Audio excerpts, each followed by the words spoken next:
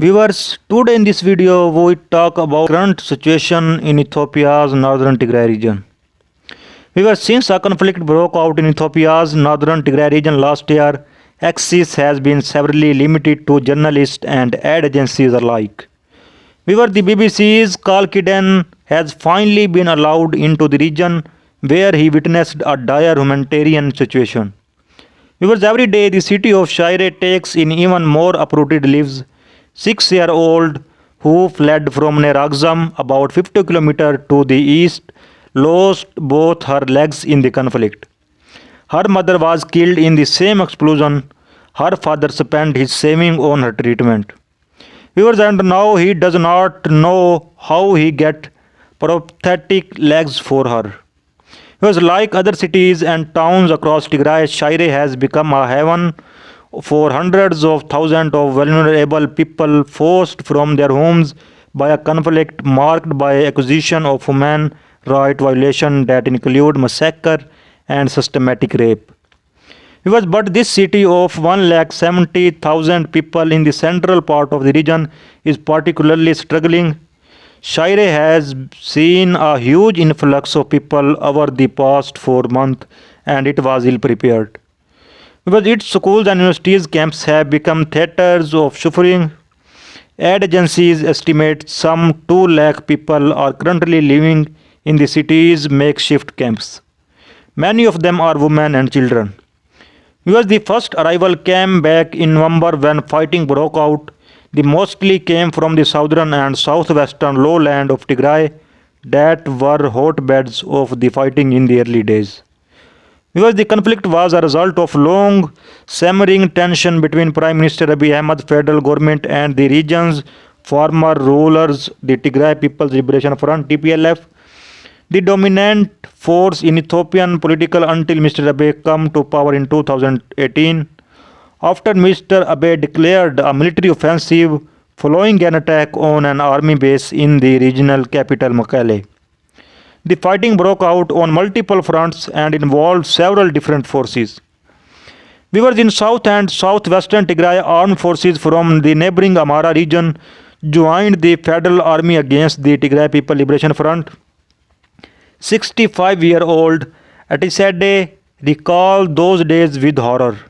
She lived in a town called Dansha, supported by her 2 daughters and their families.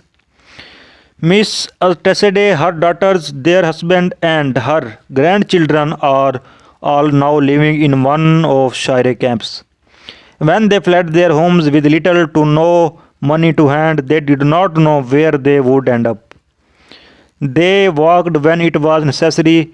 They used some of the many lorries and buses packed with people who had suffered a similar fate when they could. We could not rest, she says. They were thirsty and hungry.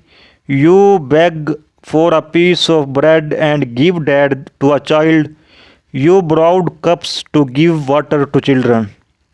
But she says she saw dead bodies laying unburied along the way, an image she would find difficult to forget. We are not happy, she tells me, but we are still alive. Days come and go. We are lucky we are not dead. But some say they were forced from their homes in places currently controlled by forces from Amhara. The Amhara regional government says those areas were forcefully taken from the region when the TPLF come to power in the 1990s. Some aid is being provided in the camps, but the people say it is not enough. Tigray's interim administration, appointed by the federal government after the Tigray People Liberation Front was ousted from power, says some 4 million people are in need of aid in the region, more than half of Tigray's population. Because more than 1 million are displaced. Atanish Nigoso, the administration spokesperson, says donors and humanitarian agencies need to step up their efforts. There have been global calls for unrestricted humanitarian access. Now agencies are allowed to come in and help. Now is the right time, she told me in Mekelle, standing in front of a marble-walled building once occupied by a TPLF leader. Because we expect them to give us all the necessary help and rescue our people in addition to the aid being provided by the government. Back in Shire, I meet Asifa who came from Humaira, a small town 450 kilometers away near Ethiopia's border with Sudan and Eritrea. Shortly before the conflict began, her daughter had a Catherine, and when they fled, she had to nurse her recovering daughter and carry the newborn baby. In the camps, she says she has felt relatively safe but not cared for. Because despite this precarious existence, thousands are still arriving in Shire in our crowded buses, lorries, and even horse carts.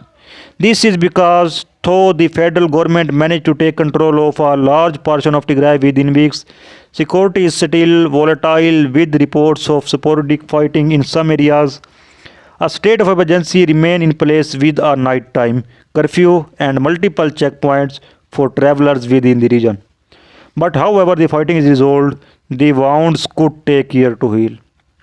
So viewers, this latest view, the latest news about Ethiopia crisis. Thanks for watching.